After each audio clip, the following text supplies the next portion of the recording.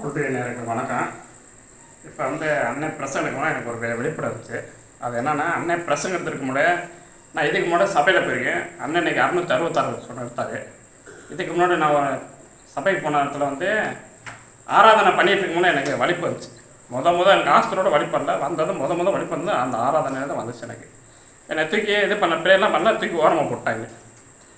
அதுக்கப்புறம் அந்த சபையில் தான் எனக்கு சாப்பாடு அதிகமாக சாப்பிட ஆசையாக எனக்கு வந்துச்சு. அதுக்கடுத்து நம்ம அண்ணன் என்னை இந்த தேவலட்சுமி சபை கூட்டு வந்தார். அப்போ தான் அந்த வலிப்புன்ற ஒரு பேயை வெட்டி விட்டார்.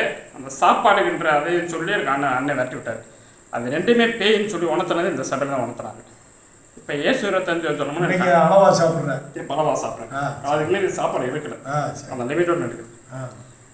இப்போ ஏசு இந்த பேரை முடிச்சதுக்கப்புறம் ஏசு 25 சொன்னோம்னா ஏசு 25 ஆண்டவர் ஒரு வெளிப்பாடு கொடுத்தாரு. அது என்னென்னா, நான் பிரசங்கம் அன்னை கேட்டுட்டு இருக்கும்போதே எனக்கு வாந்தி வந்தது. வாந்தி எப்படின்னா ரத்தமாக வாந்தி எடுக்கிறேன். ரத்தமாக வாந்தி எடுத்தாலும் அண்ணன் எனக்கு கண்டுக்கிறாமல் பிரசங்கம் எடுத்துகிட்டே இருக்காரு.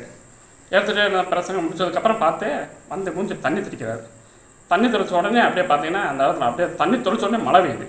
மழை பெய்ஞ்சோடனே அப்படியே அந்த இடத்துல அந்த நான் உட்காந்த இடம் இதயம் மட்டும் அப்படியே துடிக்குது. அந்த இதயத்தை எடுத்து ஒரு தண்ணி தொட்டி மாதிரி அதில் போடுறாரு. போட்ட உடனே அந்த தண்ணி அந்த இதயம் அப்படியே துடிக்குது. அந்த இதயத்தை எடுத்து என் இதயத்துக்குள்ளே ஒட்டுறாரு. ஒட்டின உடனே என்னை சட்டையை திறந்து பார்க்க சொல்ல அந்த இடத்துல இதயத்து மேலே 144 ஓட்டுரு. 144 என்ன அர்த்தம்? நீங்கள் என்ன உணர்ந்த 144 பற்றி? அந்த 1,40,000 பேருக்கும் நான் தலை இருக்க மாட்டேன்னு இருந்துச்சு.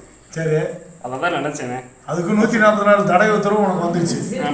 1,44,000 கணக்கு வரல, உன் பேச்சுக்கு 144 தடை உத்தரவு வந்துருக்கு.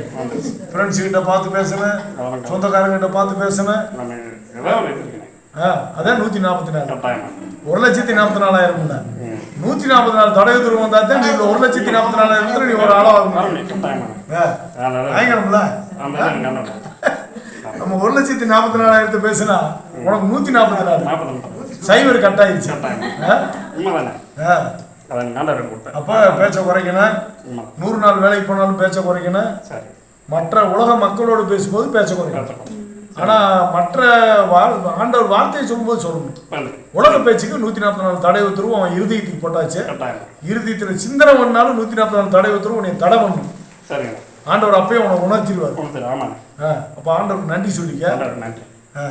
அதை எனக்கு அறிய வச்ச அண்ணனுக்கு நன்றியை சொல்லிக்க.